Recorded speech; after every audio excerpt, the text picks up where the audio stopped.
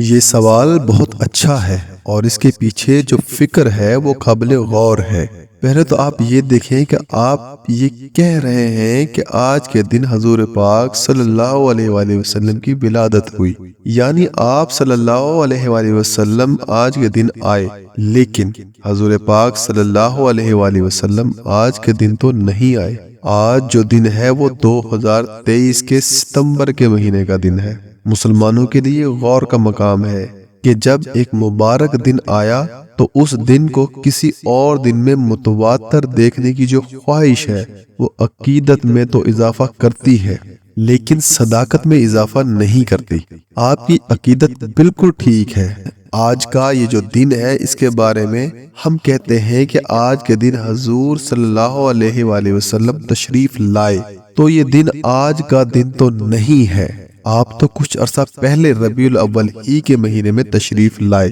آپ صلی اللہ علیہ وسلم کی ولادت اسی دن کا واقعہ ہے، لیکن وہ آج سے پہلے کا واقعہ ہے۔ تاریخ میں کوئی بھی دن، کوئی بھی ساتھ دوبارہ نہیں آتی، اس بات کا ضرور لحاظ رہے۔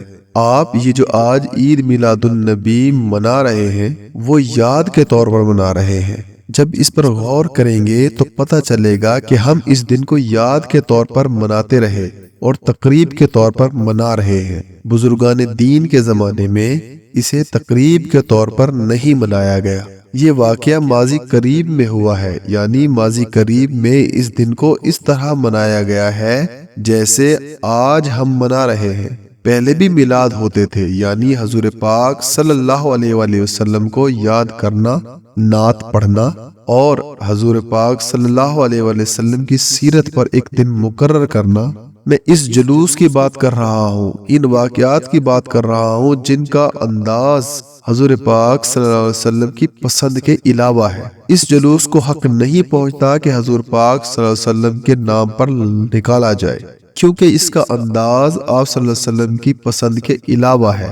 اور اگر ہمیں خوشی کا کوئی موقع ملے تو نور کو وابڈا کی روشنی سمجھتے ہیں۔ نور تو نور ہوتا ہے، اس کا روشنی سے تعلق نہیں ہے۔ اس لیے آپ کا یہ سوال کہ میلاد کب سے منایا جا رہا ہے، تو یہ حال ہی میں واقعہ ہوا ہے۔ میلاد منانا اچھی بات ہے۔ میلاد منانے کا طریقہ یہ ہے کہ تم درود شریف پڑھو، باوضو بیٹھے رہو، حضور پاک صلی اللہ علیہ وسلم کے نام پر لوگوں پر رحمتیں کرو اور دشمنوں کو معافی دو اور دوستوں سے معافی مانگو۔ کہنے کا مطلب یہ ہے کہ صرف جلوس نکال لینا میلاد نہیں ہے، یہ صرف تقریب کے طور پر ہے۔ چونکہ ہم مسلمان ہیں اور ہم مقدس دنوں کے حساب سے چلتے ہیں، تو حضور پاک صلی اللہ علیہ وسلم کی یاد کوئی جیسے بھی منا رہا ہے وہ ٹھیک ہے، لیکن حضور پاک کی یاد منانا اور آپ صلی اللہ علیہ وسلم کی زندگی کے مطابق نہ چلنا میرے خیال میں یہ درست نہیں ہے۔ جب یاد مناتے ہو تو آپ صلی اللہ علیہ وسلم کی تقلید بھی ہونی چاہیے، آپ کی تقلید بھی ہو اور ان کا بیان بھی ہو۔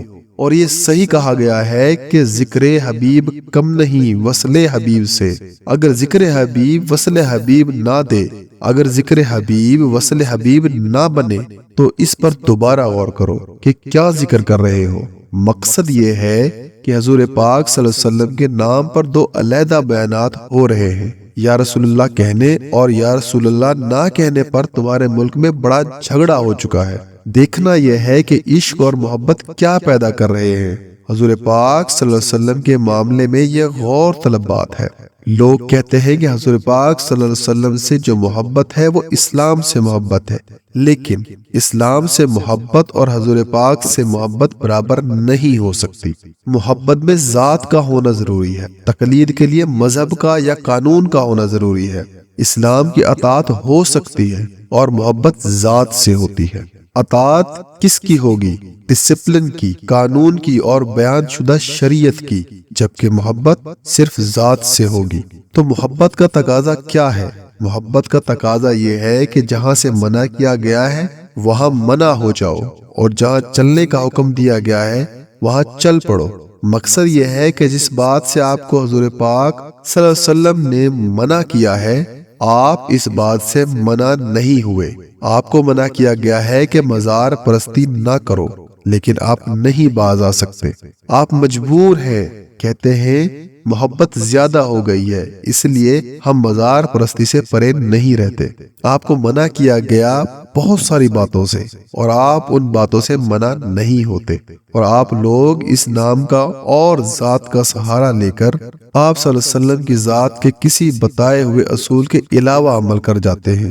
میلاد النبی اصل میں یہ ہے کہ آپ کے فرمان پر عمل کیا جائے۔ یہ جلوس کا نام نہیں ہے، روشنی کا نام نہیں ہے، اور بلب لگانے کا نام نہیں ہے۔ اصل میلاد حضور پاک صلی اللہ علیہ وسلم سے محبت کے نام پر ملت اسلامیہ یا امت محمدی صلی اللہ علیہ وسلم کی طرف رجوع کرنا اور اس میں ایک اجتماع پیدا کرنا ہے۔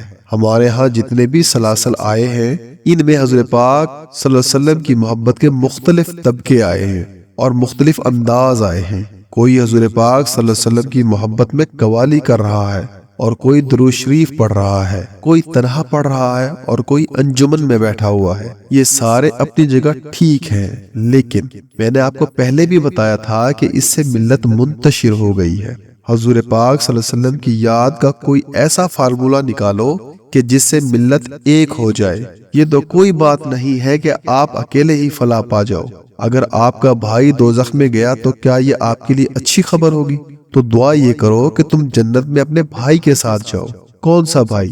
وہ جو گمراہ ہو گیا ہے، اس کی اصلاح کرو۔ اس لیے جنت میں جانے والے وہ لوگ ہوں گے جو دوسروں کی فلاح چاہیں گے۔ حضور پاک صلی اللہ علیہ وسلم کی یہ بات دیکھو کہ آپ نے کسی کے لیے بد دعا کرنے کا موقع پر بھی بد دعا نہیں فرمائی، حالانکہ موقع تھا کہ جو شخص، جو ملت، طبقہ یا جو سوسائٹی اس وقت آپ کے ساتھ بے انتہا زیادتی کر رہی تھی، اور اللہ کی طرف سے آپ کو اجازت تھی کہ آپ کہیں تو اس بستی کو غرق کر دیا جائے، تو آپ نے کیا فرمایا؟ یہ سن کر رحمت للعالمین نے ہنس کے فرمایا کہ میں اس دہر میں قہر و غضب بن کر نہیں آیا۔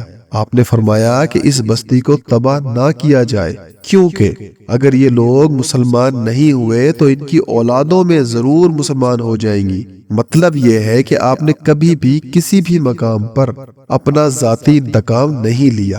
اے مسلمان عالم، آپ سوچو، کیا آپ کے دلوں میں کوئی انتقام کا جذبہ ہے؟ اور اگر آپ کے دلوں میں انتقام کے جذبات ہیں تو دن منانے سے بات نہیں بنے گی، دل کو صاف کرنے سے بات بنے گی۔